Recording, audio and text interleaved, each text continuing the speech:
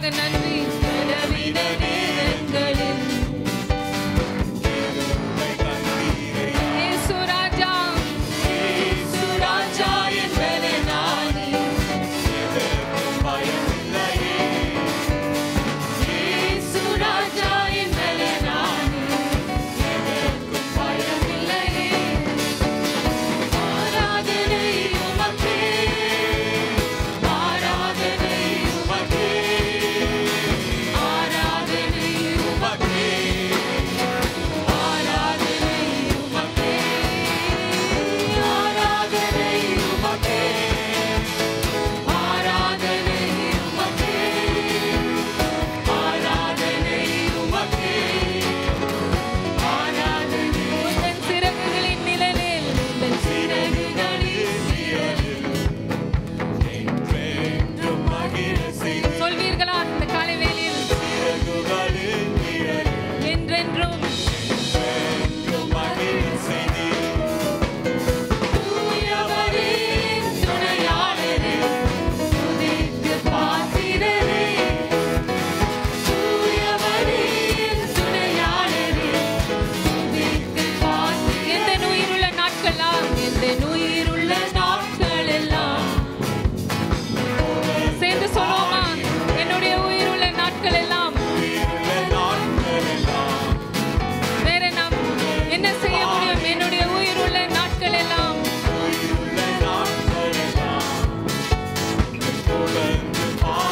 ராஜா நீர் செய்த, ராஜா நீர் செய்த நன்மைகளை எண்ணியே துதித்திடுவேன். இயேசு ராஜா நீர் செய்த நன்மைகளை எண்ணியே துதித்திடுவேன். ஆகவே கைகளை வைத்து சொல்லுவோமா? ஆராதனை உமக்கே, ஆராதனை உமக்கே, ஆராதனை உமக்கே, ஆராதனை. முழு இருதயத்தோடு அவரை பார்த்து சொல்லுவோமா? என்னுடைய ஆராதனை உமக்கே, ஆராதனை உமக்கே, ஆராதனை உமக்கே. சத்தத்தை உயர்த்தி ஆராதனை உமக்கே. ஆமென். The Lord is here in this place. தேவனாகிய கர்த்தர் இந்த இடத்திலே அவர் இருக்கிறார். My mind goes to a scripture from Judges chapter 6. நியாயாதிபதிகள் 6ஆம் அதிகாரத்திலிருந்து உங்களுக்கு நான் சொல்ல விரும்புகிறேன். Here Gideon is asking the Lord, how can I do this? I am a nobody. இங்கே கிதியோன் ஆண்டவரை பார்த்து சொல்கிறான், ஆண்டவரே என்னால் இதை எப்படி செய்ய முடியும்? And the Lord is replying to him in verse 16. 16வது வசனத்திலே ஆண்டவர் அவனுக்கு கிதியோனுக்கு பதில் சொல்லுகிறார். I will be with you. அவர் சொல்லுகிறார், நான் உன்னோடே கூட இருப்பேன் என்று அவர் I சொல்கிறார். will be with you. நான் உன்னோடே கூட The இருப்பேன். Lord of Gideon is our God. கிதியோனின் தேவன் நம் தேவனாக இருக்கிறார். When we are in the plan of God, the Lord says, I will be with you. தேவனுடைய திட்டத்திற்குள்ளே நாம் இருந்தால் தேவன் சொல்லுகிறார், நான் உன்னோடு கூட இருப்பேன். Be assured the Lord is with you. இப்பொழுது நிச்சயமாய் சொல்லுகிறேன், தேவன் உங்களோடு கூட இருக்கிறார். Hallelujah. Hallelujah. How many of you are happy about that? எத்தனை பேர் அதை குறித்து சந்தோஷப்படுறீங்க? The Lord is with me. தேவன் என்னோடு இருக்கிறார். The Lord is with you. தேவன் உன்னோடு இருக்கிறார். The Lord is with us. அவர் நம்மோடு இருக்கிறார். Therefore I can lift up my heads and I can walk in the ஆகவே name of the Lord. என் தலையை உயர்த்தி தேவனுடைய நாமத்தினாலே என்னால் நடக்க முடியும். And we are more than conquerors. நாம் முற்றிலும் ஜெயம் கொள்ளுகிறவர்களாய் இருக்கிறோம். Though we are in the valley, the Lord is with us. நாம் பள்ளத்தாக்கிலே நடந்தாலும் தேவனாகிய கர்த்தர் நம்மோடு இருக்கிறார். When we walk, He is with us. When we run, He is with us. When we faint, He is with us. At all times, He has promised, I will never leave you nor forsake you. நாம் நடக்கும்போது அவர் நம்மோடு இருக்கிறார், ஓடும்போது நாம் இருக்கிறார், சோர்ந்து போகும் பொழுது அவர் நம்மோடு கூட இருந்து அவர் நம்மை வழி நடத்துகிறார். Blessed be the name of the Lord. தேவனுடைய நாமத்துக்கு துதி உண்டாவதாக. He is high and exalted. அவர் உயர்த்தப்படவும் போற்றப்படத்தக்கவருமாய் இருக்கிறார். He is the one true God in whom we have our faith in. நமக்குள்ளே விசுவாசத்திலே நடக்க உண்மையுள்ள கர்த்தராக அவர் இருக்கிறார். Hallelujah. Hallelujah. Therefore, we need not fear. ஆகவே நாம் பயப்பட வேண்டிய அவசியம் இல்லை. The Lord is speaking to Joshua, fear not, fear not, fear not. I am with you. I will be with you. I will help you. I will go before you. That is the promise. That's the assurance that we have when we depend on the Lord. யோசுவாவை பார்த்து ஆண்டவர் சொல்கிறார், பயப்படாதே, நான் உன்னோடு கூட இருக்கிறேன். பயப்படாதே, நான் உன்னோடு கூட வருவேன். அப்பேற்பட்ட ஒரு நிச்சயமான ஒரு விசுவாசத்தை தான் ஆண்டவர் நமக்கு கொடுத்திருக்கிறார். So we are going to continue what we studied last week. கடந்த வாரத்திலே நாம் படித்ததான காரியத்தினுடைய தொடர்ச்சியை இப்பொழுது நாம் பார்க்க The போகிறோம். importance of the word of God. தேவனுடைய வார்த்தையின் முக்கியத்துவம். Heaven and earth will pass away, but the word of God will not. வானமும் பூமியும் ஒளிந்து போனாலும் அவருடைய வார்த்தைகள் ஒரு நாளும் ஒளிந்து போகாது. His word will stay. அவருடைய வார்த்தை எப்பொழுதும் நிலை நிற்கும். I tell you today, his word will hold us. அவருடைய வார்த்தை தான் நம்மை தாங்குகிறது. So let us ask the Lord to fill us with his word, that we may read his scripture, get his scripture and live by his word. ஆகவே நாம் ஆண்டவரிடத்தில் கேட்க வேண்டும், வசனத்தை வாசிக்க, வசனத்தை பெற்றுக்கொள்ள, அந்த வசனத்திலே நிலைத்திருக்க ஆண்டவரிடத்தில் நாம் கேட்க வேண்டும். So we are going to see the benefits of the word of God. தேவனுடைய வார்த்தையின் லாபங்கள் என்ன என்று நான் சொல்ல விரும்புகிறேன். First we got to understand this word of God is the revelation of God himself to us. தேவனாகிய கர்த்தரிடத்திலிருந்து வந்த இந்த தேவனுடைய வார்த்தையானது அவராலே வெளிப்படுத்தப்பட்டதாய், It's his own revelation. That means we can see God through his word. அவருடைய தேவனுடைய வார்த்தையின் மூலமாக அவரை பார்க்கலாம். அவருக்குள்ளே அவர் மூலமாக அவரை வெளிப்படுத்தினதாக இருக்கிறது. Because the word became flesh and dwelt among us. அந்த வார்த்தை மாம்சமாகி அது நமக்குள்ளே வாசம் பண்ணுகிறது. So his word is the revelation of God. தேவனுடைய வார்த்தை என்பது தேவனுடைய வெளிப்பாடாய் இருக்கிறது. Revelation, in Revelation, God is revealing himself. அதாவது வெளிப்பாடு என்றால் தேவன் தன்னை தாமே வெளிப்படுத்துவது. God has revealed himself in nature. God has revealed himself through history and through our conscience. அதாவது நாம் புரிந்து கொள்ளத்தக்கதாக தேவன் In nature, in history, இயற்கையின் மூலமாக, in history, வரலாறுகளின் மூலமாக, and in our conscience he is revealed. அவர் நமக்குள்ளே அவர் அதை தன்னை வெளிப்படுத்துகிறார். But we ignore all these. ஆனால் அவைகளை நாம் புறம்பே தள்ளுகிறோம். We are not able to understand through concentrating in the nature, history and conscience. அதாவது இந்த வரலாறுகளிலே வெளியே இருக்கிற இயற்கையிலே அந்த மனசாட்சி இவைகளை குறித்து நாம் அக்கறையற்றவர்களாய் இருக்கிறோம். We don't understand when God is revealing himself in nature. அதாவது இயற்கையிலே எப்படி தேவன் தன்னை வெளிப்படுத்துகிறார் என்பதை நாம் சரியாக புரிந்து கொள்ளாமல் இருக்கிறோம். We take it for granted. We just go along. அதாவது அதை சாதாரணமாக எடுத்துக்கொண்டு அப்படியே நாம் போய் கொண்டிருக்கிறோம். We don't realize in history God is revealing himself. அதாவது வரலாறிலே அவர் தன்னை வெளிப்படுத்தினதை நாம் சரியாக புரிந்து கொள்ளாமல் we are not able to grasp history. அந்த வரலாறுகளை, சரித்திரத்தை நாம் பற்றி பிடித்துக் கொள்வதில்லை. And we don't understand God speaks through our conscience. நம்முடைய மனசாட்சியிலே அவர் பேசுகிற காரியத்தையும் நாம் சரியாய் புரிந்து கொள்ளாமல் இருக்கிறோம். We ignore the conscience that God has given us. இந்த மனசாட்சியிலே அவர் எடைப்படுகிறதை நாம் எப்பொழுதும் வெறுக்கிறவர்களாய் நாம் இருக்கிறோம். Sin has blinded our eyes. பாவமானது நம்முடைய கண்களை குருடாக்கி இருக்கிறது. Unable to see God. ஆண்டவரை பார்க்க முடியாதபடி இருக்கிறது. Unable to know God. தேவனை அறியாதபடி இருக்கிறது. Unable to sense God through our conscience. நம்முடைய மனசாட்சியிலே தேவனை உணர முடியாதபடி இருக்கிறது. Therefore man has ignored God totally and completely. ஆகவே மனிதன் தேவனை முழுவதுமாக அவன் வெறுக்கிறவனாக இருக்கிறான். Therefore Therefore, he had to reveal himself through his only begotten Son, the Lord Jesus Christ. ஆகவேதான் அவர் தன் சொந்த குமாரன் மூலமாக அவர் தன்னை வெளிப்படுத்துகிறதை நாம் பார்க்கிறோம். But they crucified him, not understanding he is God come in flesh. ஆகவே அவர் சிலுவையிலே அறையப்பட்டு இந்த மாம்சத்திலே வெளிப்பட்டதை அந்த தேவனை ஏற்றுக்கொள்ளவில்லை. They ignored the presence of God. அவர்கள் தேவனுடைய பிரசன்னத்தை வெறுக்கிறவர்களாக அவர்கள் இருக்கிறார்கள். Therefore, he gave us the word that will stay with us forever.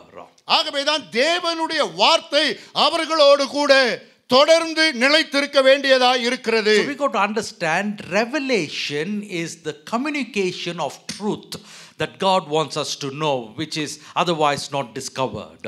வெளிப்படுத்தல் என்று சொல்லுகிறது சத்தியத்தை காண செய்வது தான் வெளிப்படுத்தலாக If இருக்கிறது. this revelation is not there, we cannot see the truth. வெளிப்படுத்தப்படுதல் இல்லாவிட்டால் சத்தியத்தை நம்மால் பார்க்க முடியாது. Thank God for his revelation. ஆகவே ஆண்டவருடைய வெளிப்பாட்டிற்காக நன்றி. His revelation is very specific for man to know God and the truth of God. வெளிப்பாடு என்று சொல்லுகிறது தேவனுடைய சத்தியத்தை சரியாக புரிந்து கொள்வதற்கு பார்ப்பதற்கு அது உதவியாக இருக்கிறது. We all need this revelation knowledge. ஆகவே இந்த வெளிப்பாட்டினுடைய ஞானம் நம் ஒவ்வொருவருக்கும் தேவையாக இருக்கிறது. Many do penance because they want this revelation. ஆகவே அநேகருக்கு இந்த வெளிப்பாடு தேவையாக இருக்கிறது. Therefore they do penance. தவம் இருக்கின்றார்கள்.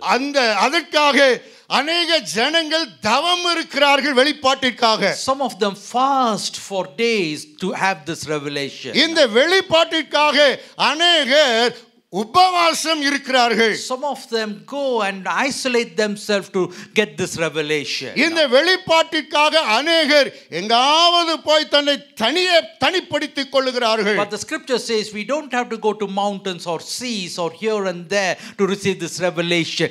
Once we accept the Lord Jesus Christ, his revelation comes inside us. பாருங்க, ஒன்றை நாம் அறிந்து கொள்ள வேண்டும். எங்கேயும் ஓட வேண்டிய அவசியம் இல்லை. இந்த வெளிப்பாட்டை நாம் பெற்றுக்கொள்ள வேண்டுமானால் அது தேவனிடத்திலே அமர்ந்திருக்கும் பொழுது மட்டுமே நமக்கு கிடைக்கிறது. Jesus Christ has revealed himself to us.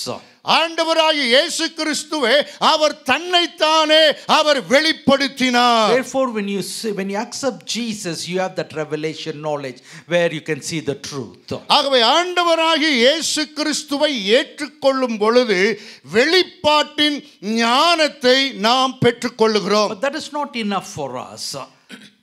That is not enough for அது us. நமக்கு போதுமானதாக மட்டும் அல்ல. Then comes the inspiration. அடுத்ததாக நாம் உணர்வுள்ளவர்களாய் மாற்றப்பட வேண்டும். ஏவப்படுதல். Inspiration is to do with the recording of the truth that is revealed. அதாவது ஏவப்படுதல் என்றால் வெளிப்படுத்தப்பட்டதான சத்தியத்தை பதிவு செய்து கொள்ளுதல். So the writers, the Lord inspired the revealed truth. Therefore they wrote it that we could have it today, and it is called the Bible, the word of God. ஏவப்பட்டதான அந்த வெளிப்பாட்டை சத்தியத்தை அவர் பதிவு செய்து எழுதி வைத்திருக்கிறார். அதுதான் இந்த வேத புத்தகமாக இருக்கிறது. For those who accepted the Lord Jesus Christ, this word of God becomes the truth of his revelation.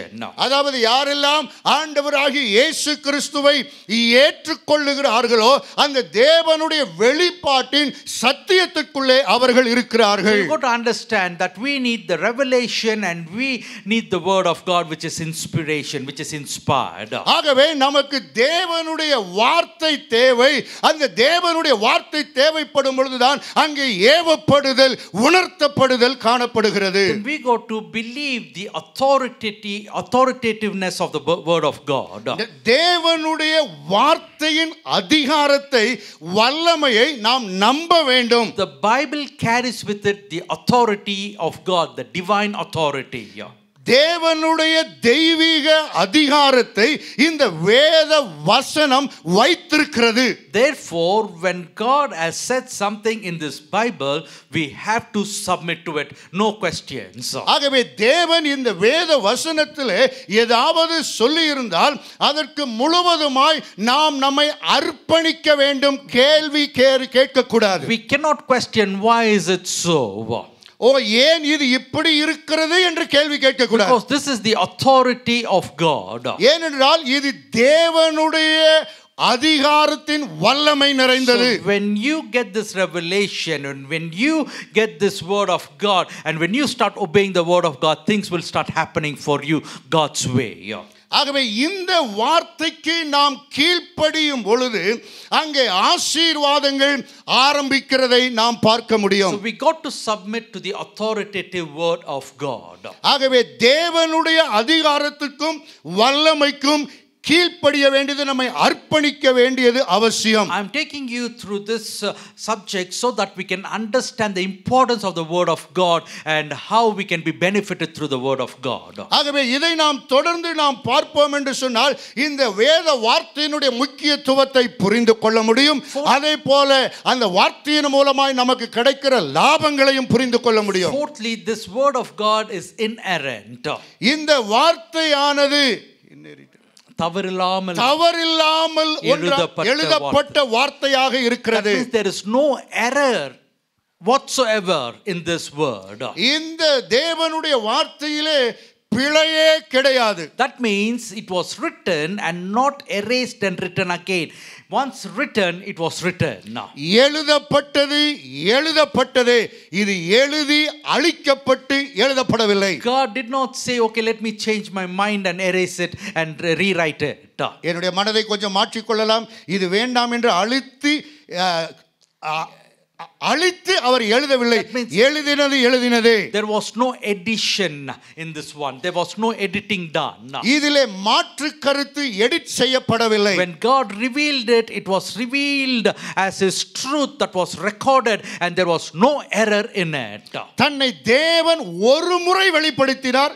வெளிப்படுத்தினது முழு சத்தியமாக இருக்கிறது. அங்கே பிழையே இல்லை. That's why heaven and earth will pass away, but the word of God will not pass away because there is no error in the word of God. ஆகவேதான் வசனம் தெளிவாய் சொல்லுகிறது, வானமும் பூமியும் ஒளிந்து போகும், ஆனால் இந்த வார்த்தை ஒரு நாளும் ஒருபோதும் அது ஒளிந்தே போகாது. Can we give a clap offering to the Lord? ஆண்டவருக்கு நாம் ஒரு கைத்தட்டலை நாம் கொடுப்போம். There are many who came into this world saying, I will erase the scripture. அநேகர் இந்த உலகத்திலே இந்த வசனங்களை நான் அழிப்பேன் என்று வந்தார்கள். They came saying, we will destroy the word of God. தேவனுடைய வார்த்தையை நான் ஒழித்து விடுவேன் என்று அநேகர் வந்தார்கள். I tell you, everything can be destroyed, but the word of God cannot be destroyed. இந்த உலகத்திலே எல்லாம் அழிக்கப்பட முடியும், தேவனுடைய வார்த்தை ஒருவனும் ஒரு காலம் அழிக்க முடியாது. Because it is the inerrant authoritative word. ஏனென்றால் அது தேவனால் அதிகாரத்தோடு மாறாத சத்தியமாய் வார்த்தையாய் இருக்கிறது. Then there is illumination in this word of God. அடுத்ததாக அது வெளிச்சத்தை கொடுக்கிற ஒன்றாக இருக்கிறது. So the ones who wrote the word were inspired and they wrote it. இதை எழுதினவர்கள் ஏவப்பட்டு உணர்த்தப்பட்டு இதை எழுதியிருக்கிறார்கள். And the ones who read the word are illuminated to understand what is written. ஒருவர் இந்த வேத வசனத்தை படிக்கும் பொழுது புரியாவிட்டாலும் அவர்கள் வெளிச்சத்திற்குள்ளே இருப்பார்கள், வெளிச்சத்தை பெற்றுக் கொள்வார்கள். Naturally it may be difficult to understand. இயற்கையாகவே இதை புரிந்து கொள்வதற்கு கஷ்டமாக இருக்கலாம். Therefore we need that illumination from God to understand the scripture so that we will not question the scripture. ஆகவே நாம் இதை புரிந்து கொள்ளத்தக்கதாக தேவனிடத்திலிருந்து ஒரு வெளிச்சத்தை நாம் பெற்றுக்கொள்ள வேண்டும். So this word illuminates. That means when the authors wrote it, the excitement that they received while receiving the word of God is that same excitement we will have when we are illuminated by the word of God. இதை எழுதினவர் எழுதும் பொழுது ஒரு தனக்குள்ளே ஒரு வெளிச்சத்தை அவர் பெற்று ஒளியை பெற்றுக்கொண்டு உற்சாகத்தை பெற்றுக்கொண்டு எழுதினது போலவே நாம் இதை படிக்கும் பொழுதும் அதே விதமான உற்சாகத்தை வெளிச்சத்தை நம்மால் பெற்றுக்கொள்ள முடியும். All glory to God. And the writers who were so happy and thanking the Lord, that same attitude will transpond into our lives when we are reading the word and when there is illumination of the word of God. உற்சாகத்தோடு எழுதின தேவதாசர்களுக்காக ஸ்தோத்திரம். அவர்கள் இந்த வார்த்தைகளை எழுதினபடியினாலே அது நம்முடைய வாழ்க்கையை உற்சாகப்படுத்துகிறதாய் வெளிச்சத்தை கொண்டு வருகிறதாக நமக்கு இருக்கிறது. Let's read chapter 4 of Ephesians verse 18. எபேசியர் 4ஆம் அதிகாரம் 18வது வசனம். அவர்கள் புத்தியில் அந்தகாரப்பட்டு தங்கள் இதய கடினத்தினால் தங்களில் இருக்கும் அறியாமையினாலே தேவனுடைய ஜீவனுக்கு அந்நியராய் இருந்து உணர்வில்லாதவர்களாய் சகலவித அசுத்தங்களையும். Yes, when this word of God is not illuminating in a believer's life, they deviate from the word of God and get into the things that is contrary to the plan of God. பாருங்கள், இந்த தேவனுடைய வார்த்தை நம்மை வெளிச்சத்துக்குள்ளே கொண்டு வராவிட்டால், வெளிச்சத்திலே நடத்தாவிட்டால் அவர்கள் வெளியே போகும் பொழுது எதிர்மறையான காரியங்களிலே வாழ்க்கையிலே தங்களை ஒப்புவித்து விடுவார்கள். Therefore we need to get the knowledge of God through his word. ஆகவே தேவனுடைய வார்த்தையின் மூலமாக நமக்கு புரிந்து கொள்ளுகிற ஞானம் அவசியம். So the Bible is the revelation of God, which is the truth revealed for man. ஆகவே தேவனுடைய வார்த்தையானது தேவனுடைய முழுமையான வெளிப்பாடாய் இருக்கிறது. அது மனிதனுக்கு வெளிப்படுத்தப்பட்டிருக்கிறது. It is inspired, which means it is written the way it was revealed and given. ஆகவே அது ஏவப்பட்டு எழுதப்பட்டதாக அது நமக்கு கொடுக்கப்பட்டதாயும் இருக்கிறது. It is the authority of God, divine authority. No man can change this scripture. இது தெய்வீக அதிகாரத்தையும் வல்லமையையும் உடையதாக இருக்கிறது. எந்த மனுஷனும் இதை மாற்ற முடியாது. There is no error in the scripture. It is always right and there is no wrong in it. இந்த தேவனுடைய வார்த்தையிலே எல்லாமே சரியாக இருக்கிறது. இதில் எதுவுமே தவறானது ஒன்றுமில்லை. And the best of it all is when you read it, it gives you the knowledge of God that you can start worshiping him and praising him. முக்கியமானது என்ன தெரியுமா? அதை நாம் படித்து அந்த ஞானத்தை நாம் பெற்றுக்கொள்ளும் பொழுது தேவனை துதித்து அவரை நாம் மகிமைப்படுத்துவர்களாய் இருப்போம். And it will make you what it says it's going to make you. அதாவது இது எதை செய்யும் என்று சொல்லுகிறதோ அதை உங்களுடைய வாழ்க்கையிலே அது செய்து முடிக்கும். Whatever the word of God says, we are going to become that when you start reading and meditating this word of God. வேத வசனம் எதை சொன்னாலும் அதை நாம் படிக்க ஆரம்பிக்கும் பொழுது அதை நம்மால் செய்ய முடியும். அது நம்மை மாற்றும். I tell you, the people who had the word of God, they were the most blessed people in history. தேவனுடைய வார்த்தையை யாரெல்லாம் சொந்தம் கொண்டாடி அதை வைத்திருக்கிறார்களோ சரித்திரத்திலே அவர்கள் மிகவும் முக்கியமானவர்களாய் ஆசீர்வதிக்கப்பட்டவர்களாய் இருக்கிறார்கள். Abraham was able to stand his faith because he had the word of God. Abraham தன்னுடைய விசுவாசத்திலே உறுதியாய் நின்றார். ஏன் தெரியுமா? இந்த வார்த்தை அவருக்குள் இருந்தது. Isaac believed in God and he had this word of God. Therefore the Lord blessed him in this world. ஈசாக்கு தேவனை விசுவாசித்தான். தேவனுடைய வார்த்தையிலே நின்று கொண்டிருந்தான். ஆகவே மேலான ஆசீர்வாதம் ஈசாக்கினுடைய வாழ்க்கையில் இருந்தது. In the life of Moses, he lived for 120 years and he had the best of sight. It's because he had the word of God inside him. மோசே தேவனுடைய பார்வைக்கு முன்பாக விலையேறப்பட்ட ஒரு மனிதனாக இருந்தார். காரணம் என்ன தெரியுமா? 120 வருடம் இந்த உலகத்தில் தைரியமாய் வாழ்ந்தார். ஏன் தெரியுமா? தேவனுடைய வார்த்தை அவருக்குள்ளே He இருந்தது. had the strength, he had the ability, he had everything that he needed, and he was like a young lion even when he was 120 years old. 120 வயதிலும் அவன் பலனுள்ளவனாக ஒரு சிங்க குட்டியை போல தனக்குரிய எல்லா தகுதியும் பலத்தோடு கூட காணப்பட்டான். ஏன் தெரியுமா? தேவ வார்த்தை அவனுக்குள்ள இருந்தது. Many of us pray, Lord, I want to be like Moses, I want to have good sight, I want to have good health, but we got to understand, unless we have that word that Moses had inside him and he followed that word, we cannot have such life. பாருங்கள், மோசேக்கு, அதாவது அநேகருக்கு ஆசை இருக்கிறது, எனக்கு இப்பேற்பட்ட வாழ்க்கை தேவை, நான் பலனுள்ளவனாக இருக்க வேண்டும், அநேக ஆசீர்வாதம் உள்ளவனாக இருக்க வேண்டும் என்று அநேகர் விரும்புகிறார்கள். ஆனால் மோசே தேவனுடைய வார்த்தையை பெற்றுக்கொண்டது போல அப்படி வார்த்தையின் மீது ஆசை இல்லாவிட்டால் நம்மால் அதை பெற்றுக்கொள்ள முடியாது. So when we have that scripture inside us, it gives life to our body, it gives life to our soul, it revives our spirit. அப்படியாக தேவனுடைய வார்த்தை நமக்குள்ளே இருக்குமானால் ஆத்துமாவை உற்சாகப்படுத்தும், புதுப்பிக்கும், ஆவியை புதுப்பிக்கும், சரீரத்தை அது புதுப்பிக்கும். It is a double-edged sword that can go and split things inside us. அது இருபுறமும் கருக்குள்ள பட்டயமாக எந்த அணுவையும் உருவ குத்துகிறதா இருக்கிறது. In the Old Testament, when you read about our patriots, it doesn't say that they had a sudden death. அதாவது பழைய பரிசுத்தவான்களை பழைய பாட்டிலே நாம் பார்ப்போம் என்று சொன்னால் அவர்களுக்கு உடனடியாக மரணம் வந்ததாக சொல்லப்படவில்லை. திடீர் மரணம் வந்ததாக சொல்லப்படவில்லை. Oh, he was walking yesterday, look at this, what has happened. நேத்து ரொம்ப நல்லா நடந்துட்டு இருந்தார், இன்னைக்கு என்ன நடந்துச்சுன்னு தெரியல. We don't see that one. அப்பேற்பட்ட ஒன்றை பார்க்க முடியாது. They always called their loved ones and they prayed, they blessed them and they pulled them out of this world to go into eternity. தன்னால் நேசிக்கப்படுகிறவர்களை அழைத்து அவர்களோடு பேசி சம்பாஷணை பண்ணி நித்தியத்திற்கு போனதாகத்தான் வேதம் சொல்லுகிறது. I tell you, that is the blessing because they had the word of God, that assurance of the word of God. தேவனுடைய வார்த்தை இப்பேற்பட்ட நிச்சயத்தை தான் கொடுக்கிறது.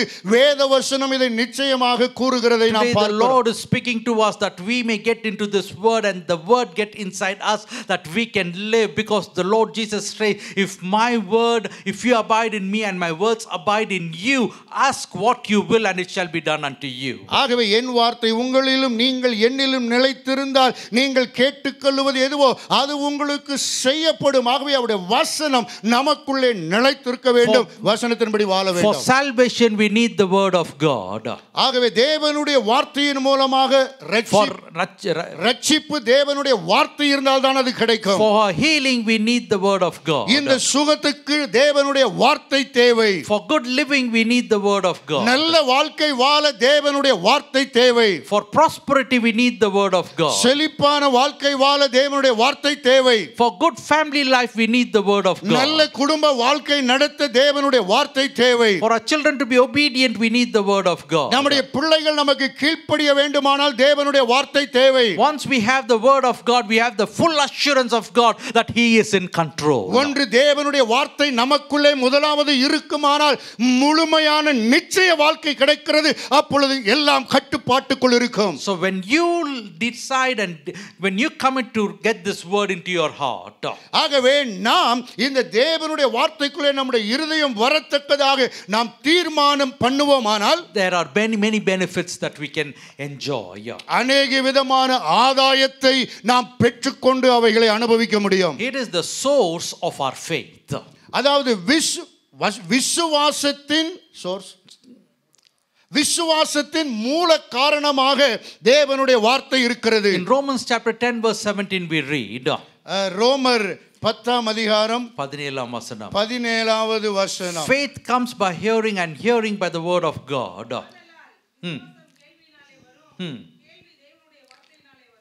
The hearing comes by the word of God. அதாவது விசுவாசம் தேவனுடைய கேள்வியானது தேவனுடைய வசனத்தினாலே வருகிறது. We got to understand that the source of our faith is from the word of God. அதாவது இந்த சோர்ஸ்க்கு மறுபடியும் சொல்லுங்க brother.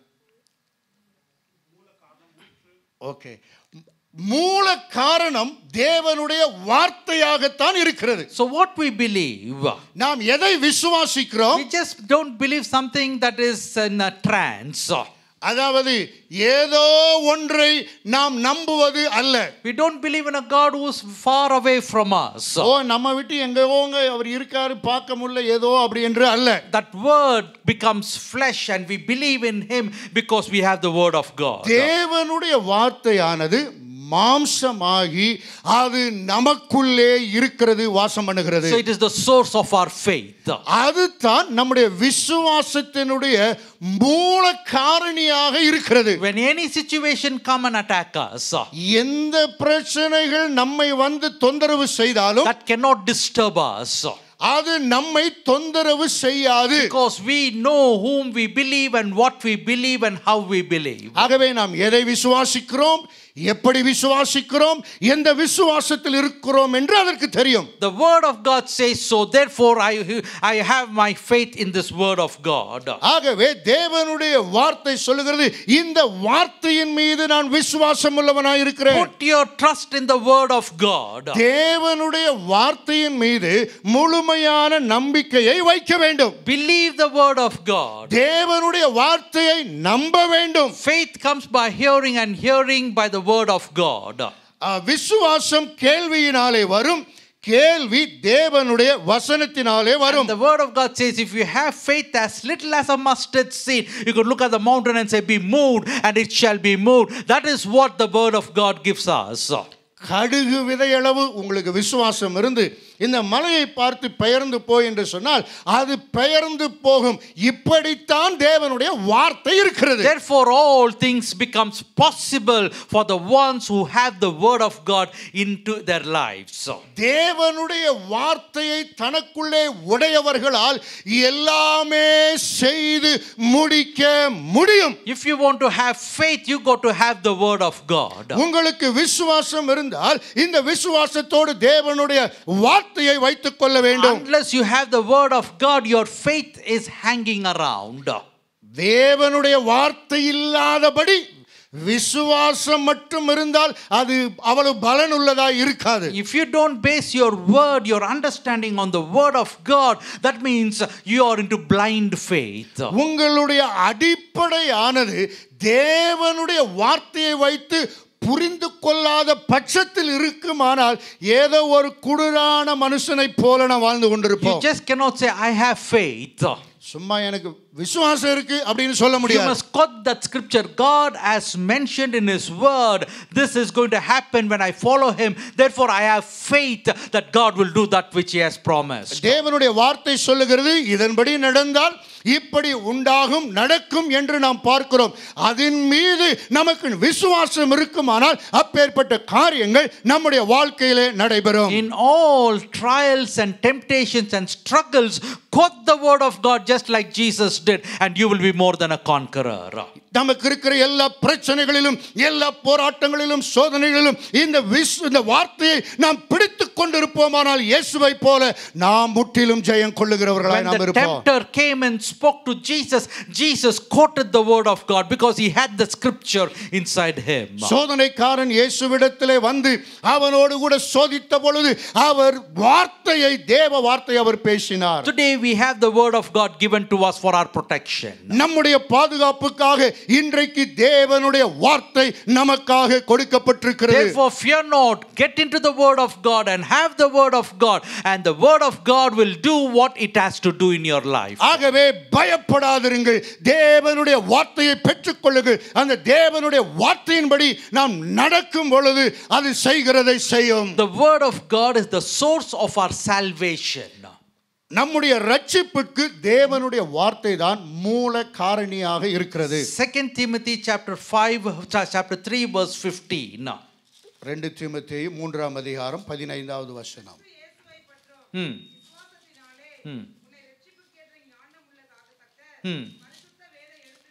Yes, the word of God will make you wise for salvation through faith in Christ Jesus.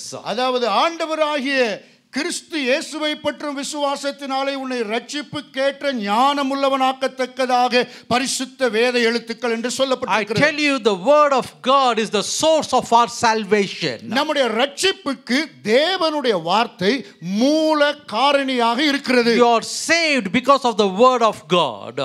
தேவனுடைய வார்த்தையின் மூலமாய்த்தான் நீங்கள் ரட்சிக்கப்பட்டிருக்கிறீர்கள். So this word of God is the source of my salvation. என்னுடைய ரட்சிப்புக்கு இந்த தேவனுடைய வார்த்தை தான் மூல காரணியாக My இருக்கிறது. salvation doesn't come from any human source. மனிதனுடைய எந்த மூல காரணத்தில் இருந்தும் ரட்சிப்பு வரவில்லை. My salvation doesn't come from a religion. என்னுடைய ரட்சிப்பானது எந்த மதத்தில் இருந்தும் வரவில்லை. Just because I become a Christian, I am not saved. ஏதோ நான் கிறிஸ்தவனாக பிறந்ததினாலே இருப்பதினாலே நான் ரட்சிக்கப்படவில்லை. Our salvation doesn't come from any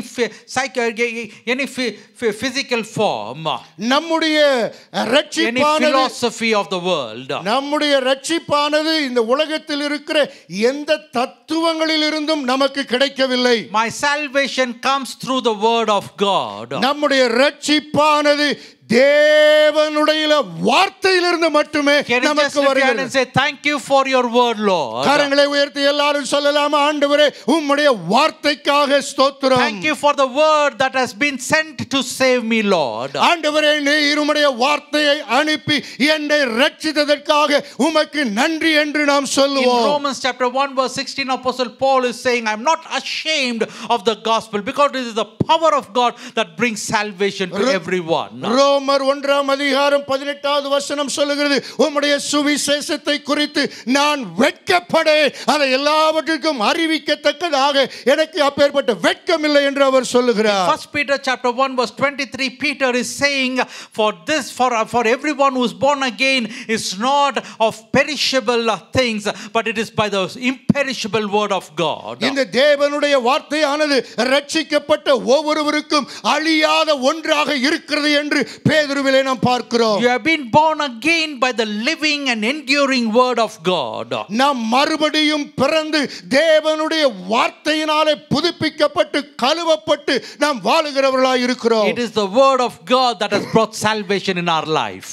இந்த தேவனுடைய வார்த்தையானது நம்முடைய வாழ்க்கையிலே இந்த மேலான ரட்சிப்பை கொண்டு வந்திருக்கிறது.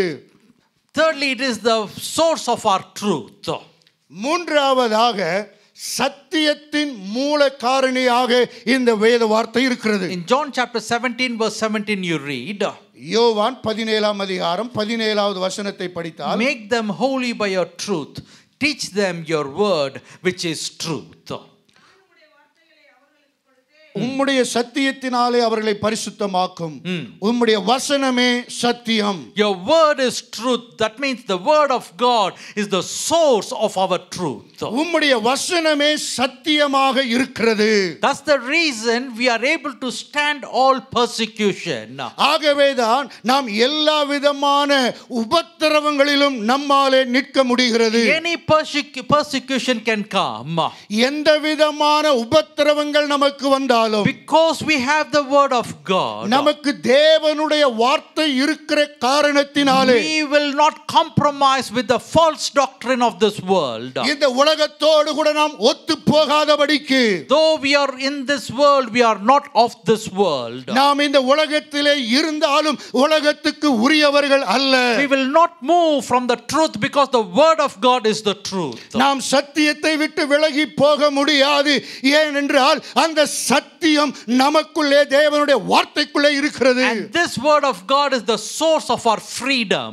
இந்த தேவனுடைய வார்த்தையானது நாம் சுதந்திரமாய் இருக்கத்தக்கதான மூலகாரணி. Thou shalt know the truth and the truth shall set you free. சத்தியத்தையும் அறிவீர்கள், சத்தியம் உங்களை விடுதலை ஆக்கும். So if you need freedom, you must know the word of God. உங்களுக்கு விடுதலை தேவையானால் தேவனுடைய வார்த்தையை அறிந்திருக்க வேண்டும். The word of God is the source of our living, நாம் of our spiritual food. நாம் வாழத்தக்கதாக ஆவிக்குரிய ஆகாரமாக இந்த தேவனுடைய வார்த்தை இருக்கிறது. In Matthew chapter 4 verse 4, Jesus is saying, man shall not live by bread alone, but by every word. This word is our spiritual food. It's our nourishment. மத்தேயு 4 இயேசு கிறிஸ்து சொல்லுகிறார், மனிதன் அப்பத்தினாலே மட்டுமல்ல தேவனுடைய வாயில் வாயிலிருந்து புறப்படுகிற ஒவ்வொரு வார்த்தையினாலும் பிழைப்பான். ஆகவே இது நம்முடைய ஆவிக்குரிய ஆகாரமாய் இருக்கிறது. This word of God is the source of our growth also.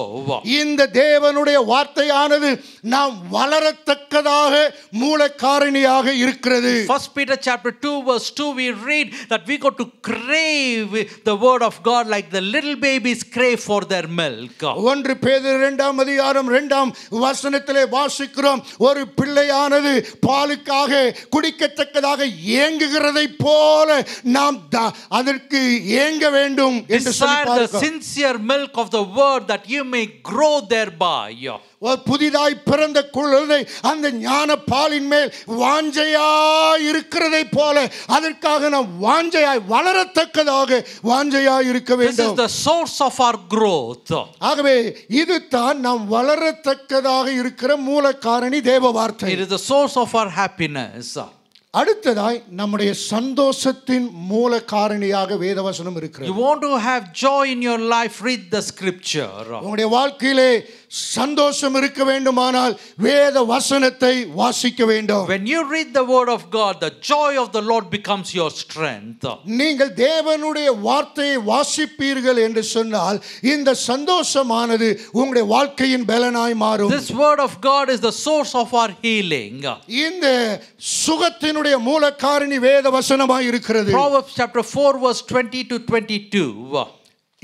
நீதிமொழிகள் 22 4:20 நீதிமொழிகள் 4ஆம் அதிகாரம் 20 22ஆம் வசனம். My son, pay attention to what I say. Turn your ear to my words. Do not let them out of your sight. Keep them within your heart, for they are life to those who find them and health to everyone's whole body. என் மகனே, என் வார்த்தைகளை கவனி, என் வசனங்களுக்கு உன் செவியை சாய். அவைகள் உன் கண்களை விட்டு பிரியாதிருப்பதாக. அவைகளை உன் இருதயத்திற்குள்ளே காத்துக்கொள். அவைகளை கண்டுபிடிக்கிறவர்களுக்கு அவைகள் ஜீவனும் அவர்கள் உடலுக்கெல்லாம் ஆரோக்கியமுமாம். What a word that we have. எப்பேற்பட்ட வார்த்தை நமக்கு இருக்கிறது. I tell you, this is the most blessed revelation God has given us, which is the revealed truth, the holy scriptures, the word of God, which is known as the Bible.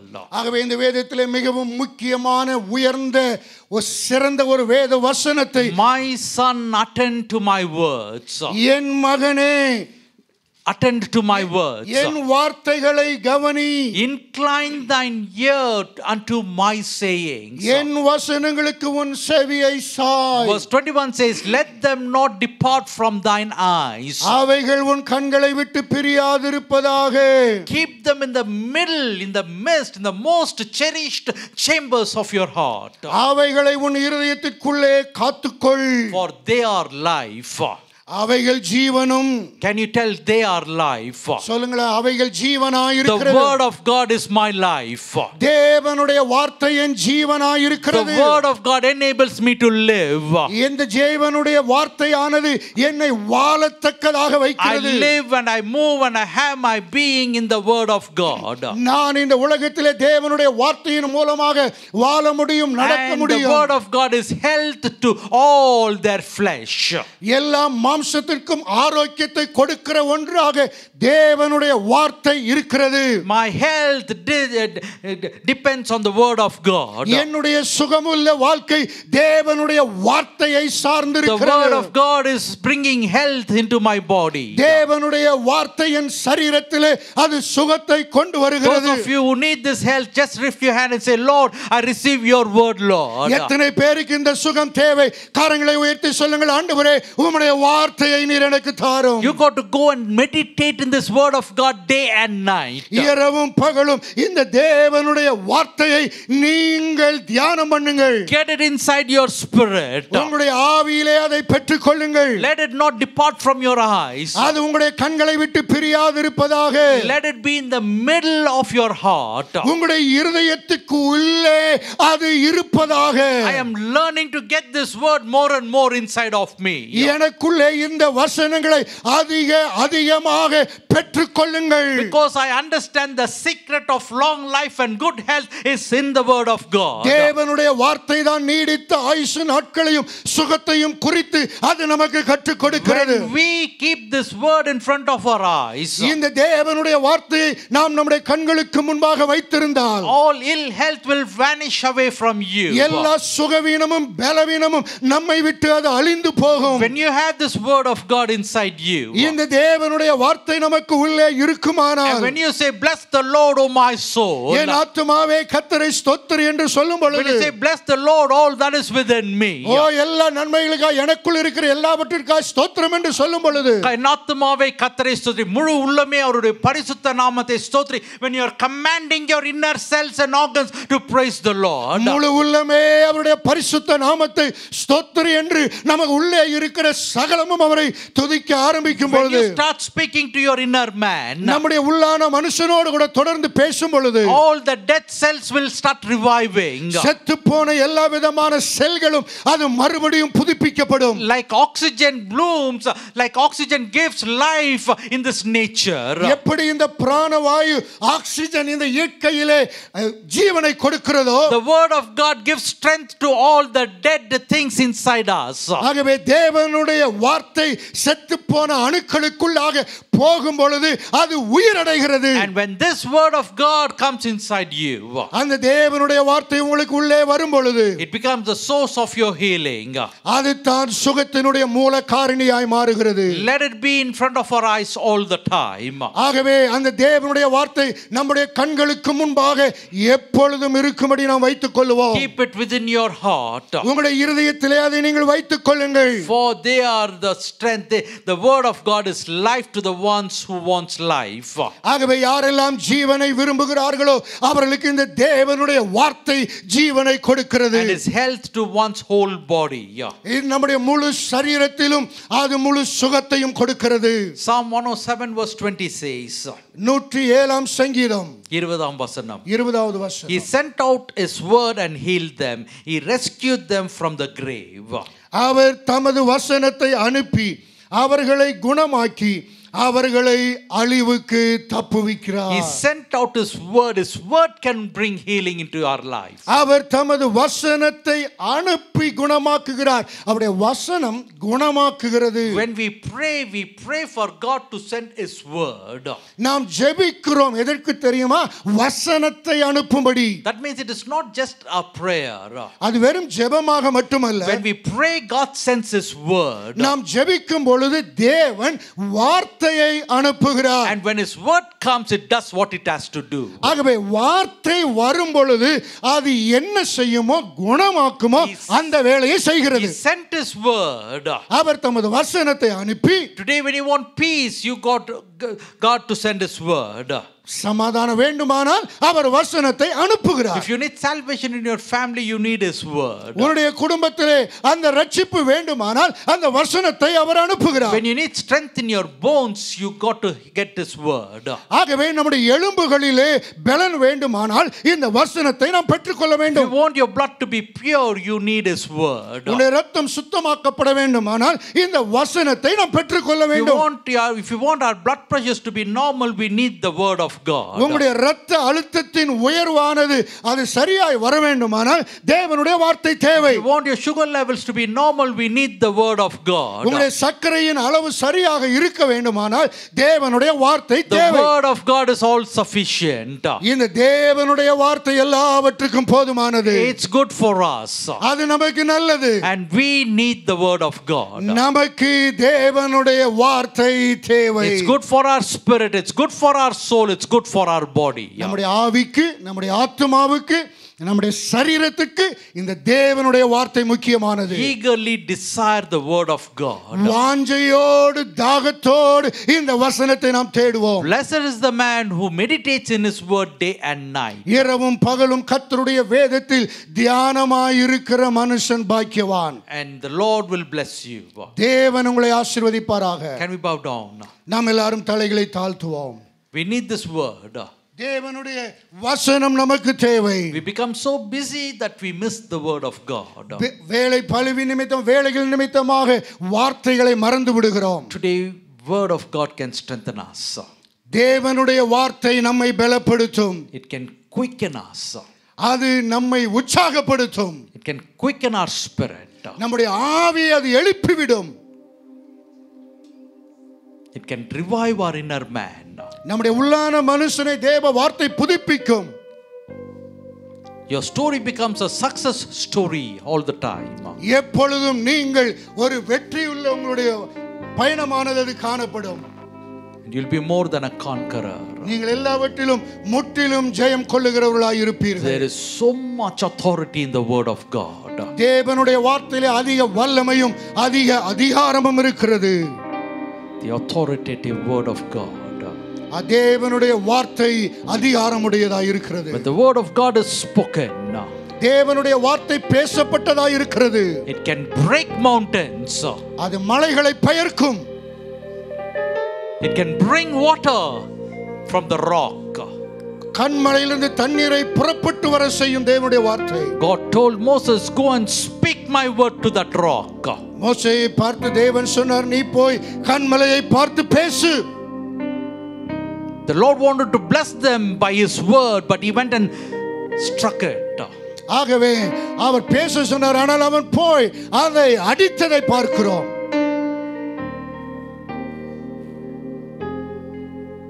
He missed to enter Canaan. கானானுக்குள் பிரவேசிப்பதை இழந்து போனார். We cannot dishonor the word of God. தேவனுடைய வார்த்தையை அவமரியாதையாக நினைக்க கூடாது. We got to honor the word of God. தேவனுடைய வார்த்தையை நாம் மரியாதை செலுத்தி கனப்படுத்த வேண்டும். His word can bring victory in our life. தேவனுடைய வார்த்தை நம்முடைய வாழ்க்கையிலே மாபெரும் வெற்றியை அது கொண்டு வரும். How many of you believe that you can be victorious? எத்தனை பேர் நீங்கள் விசுவாசிக்கிறீர்கள் அப்பேற்பட்ட வெற்றி கிடைக்கும் என்று? Start reading the word of God. தேவனுடைய வார்த்தையை வாசிக்க Start ஆரம்பியுங்கள். meditating early hours the word of God.